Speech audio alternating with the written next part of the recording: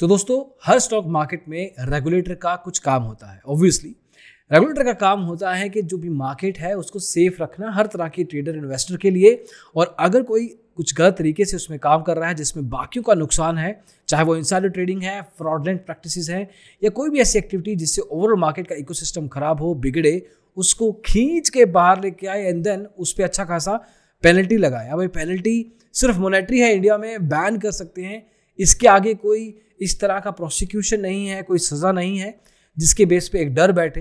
लेकिन नॉनदलेस जो भी है, इस वीडियो में देखेंगे कि रिसेंटली 3-4 एक्टिविटीज़ ऐसी क्या हुई हैं जिसमें सेबी ने कुछ एक्शन लिए हैं, कुछ एक्शन छोड़े हैं शायद, लेकिन ये सब कुछ कवर करेंगे, बताएंगे कि कौन सी कंपनीज में क्या लोग क्या फ्रॉड कर रहे हैं, उस पर सेबी ने उस पर क्या किया है। तो आइए शुरू करते हैं और लास्ट का जो पार्ट है वो ज़रूर देखिएगा, बहुत इंपॉर्टेंट है।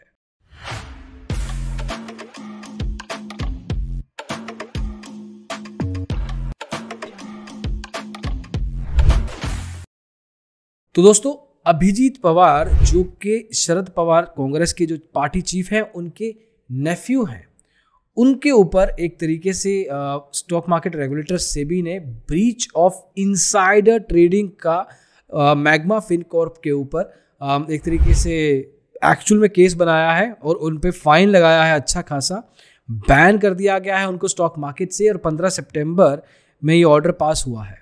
अभिजीत पवार जो कि एमडी हैं सकाल मीडिया ग्रुप के और पॉलिटिकल इनका अच्छा खासा होल्ड भी है, कांग्रेस के पार्टी चीफ के नेफ्यू हैं।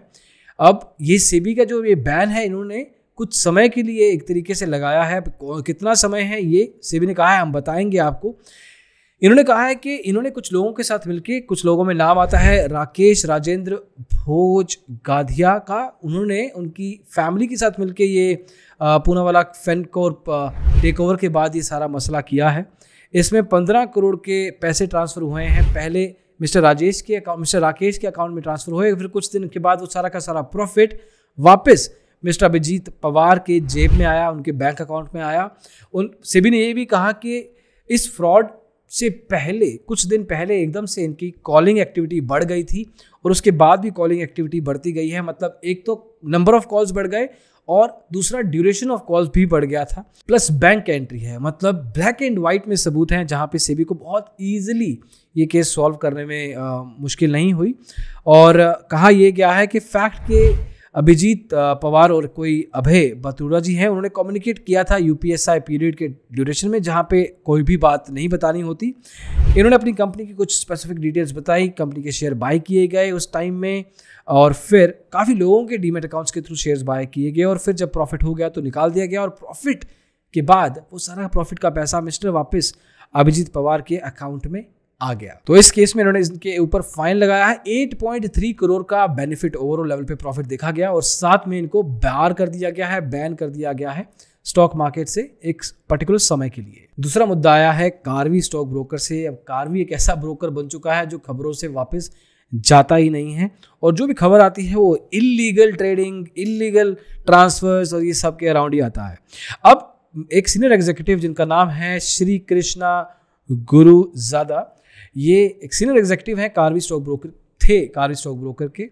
अब इनके ऊपर मल्टी करोड़, 47 साल की एज है, मल्टी करोड़ का इनके ऊपर स्कैम का लग चुका है एक तरीके से पूरा का पूरा केस।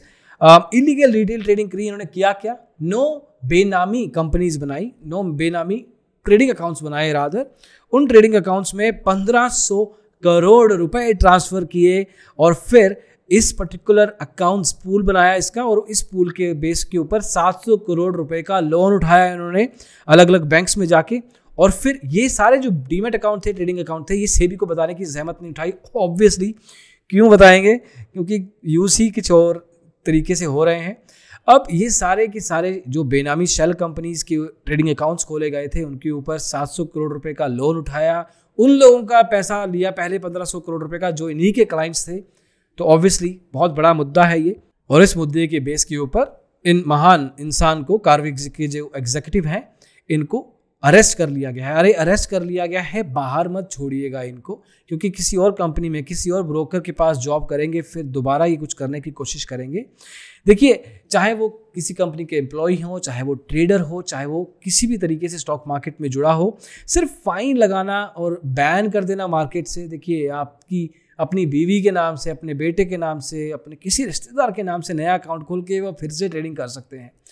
तो ट्रेडिंग से बैन करने से उनको कोई नुकसान नहीं हो रहा है, पैसा उन्होंने बहुत कमाया है। आपको एक केस के बारे में पता लगा है, पता नहीं ऐसे कितने केस किए होंगे, कुछ पैसा चला भी जाएगा तो क्या प्रॉब्लम है, दोबारा कर लेंगे। लेकिन जब जेल हो जाएगी ना, तब नानी याद आ जाएगी और फिर शायद ये काम दोबारा ना करें। तीसरा फाइन है, सेबी ने 8 एंटिटीज के ऊपर लगाया है वीडियोकॉन के शेयर। 8 एंटिटीज के नाम आपको स्क्रीन पे दिखेंगे। 16 लाख रुपए का एक तरह से फाइन है, जॉइंटली इनको देना है। Violation of prohibition of fraudulent and trading unfair trading practices norms. ये अप्रैल और सितंबर 2017 के बीच का मुद्दा है। मुद्दा ये है कि एनएसई और बीएसई पे इन्होंने वीडियोकॉन की स्क्रिप्ट के ऊपर मिसलीडिंग अपीयरेंस बनाया, आर्टिफिशियली वॉल्यूम को बढ़ाया, शेयर प्राइस बढ़ाया और उसके बाद मार्केट में से उस स्टॉक में से निकल गए जब अच्छे खासे प्राइस पे पहुंच गया। अब ये पता नहीं, ये चीज़ बताई नहीं गई है कि कितने लाख या करोड़ का प्रॉफिट था, लेकिन 16 लाख का इनके ऊपर फाइन लगाया गया है। और ऐसे 8 लोग हैं, इसमें कुछ कंपनीज हैं, कुछ इंसान इन्वॉल्व हैं। और चौथे केस में सेबी ने RIL रिलायंस इंडस्ट्रीज लिमिटेड के खिलाफ नहीं, एक्चुअली प्रोसीडिंग्स को ड्रॉप कर दिया गया है।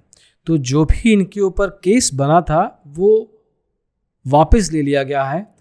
रिलायंस के ऊपर फाइन था कुछ करोड़ों रुपए का, लेकिन सेबी ने कहा है कि मैं 2 कारणों के कारण इनके ऊपर फाइन नहीं लगाऊंगा और जो भी इनका केस था वो रफा दफा कर देंगे। मतलब रफा दफा नहीं, केस का कोई मतलब नहीं है।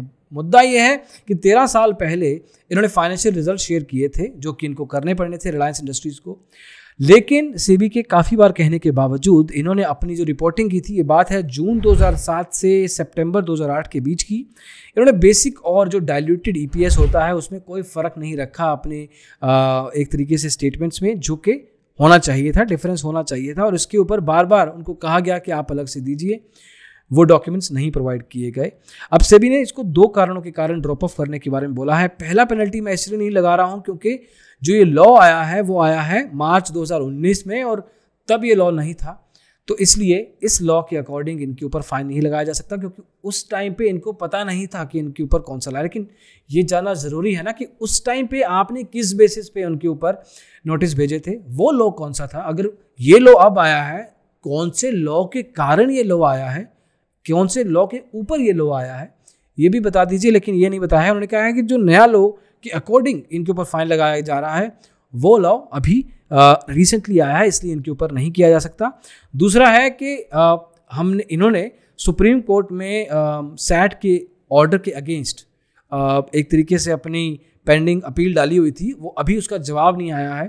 तो जब तक कंफर्म नहीं होता है तब तक इनके ऊपर फाइन नहीं लगा सकते। तो एक तरीके से सेबी ने जो अपनी प्रोसीडिंग्स थी वो ड्रॉप कर दी हैं, मतलब पॉज नहीं की हैं, ड्रॉप कर दी हैं। तो यहाँ पे कोई फाइन नहीं लगाया गया है। तो ये पता नहीं क्यों है, लेकिन जो है आपको बताने की कोशिश की है। ये रिसेंटली ही हुआ है।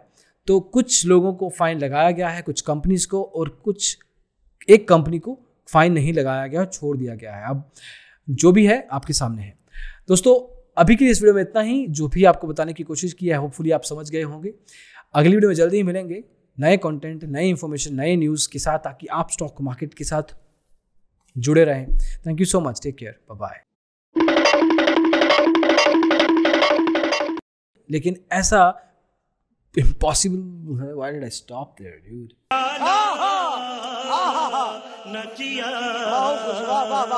हिंट दिया है आपको कि क्या एग्जैक्टली है इस वीडियो में। आइए, ये लाइन नहीं बोलनी थी, हिंट पॉइंटलेस।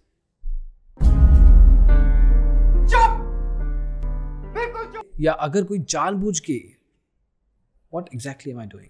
बेटा, तुमसे ना हो पाएगा। तो दोस्तों, सेबी का काम क्या है?